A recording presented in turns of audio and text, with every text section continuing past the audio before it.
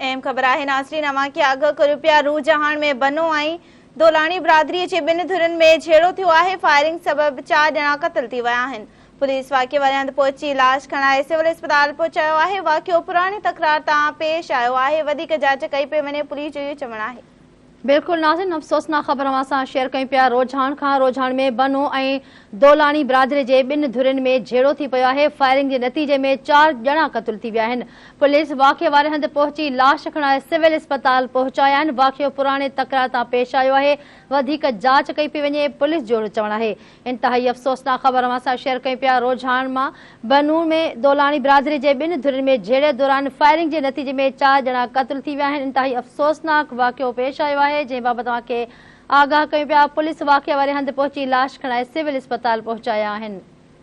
बिल्कुल नाज़रीन, अफ़सोसनाक ख़बर आहे अवां सां शेयर करियो पिया। रोजहान में बनो ऐं दोलाणी बिरादर जे ॿिनि धुरनि में झेड़ो थियो आहे। फायरिंग सबबि 4 ॼणा क़त्ल थी विया आहिनि।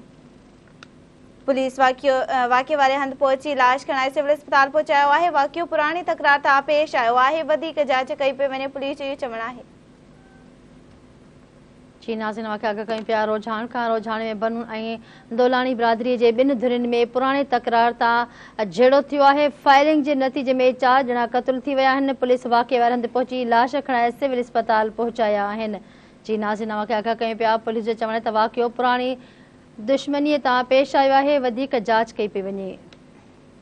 जी नाज़रीन, जॾहिं त 4 ॼणनि जे क़त्ल करण सां इलाइक़े में ख़ौफ़ हिरास छाइजी वियो आहे। अफ़सोसनाक ख़बर तव्हांखे ॾियूं पिया। रोजहान में बनू ऐं दोलाणी बिरादरी जे ॿिनि धुरनि में झेड़े दौरान फायरिंग जे नतीजे में 4 ॼणा क़त्ल थी विया आहिनि।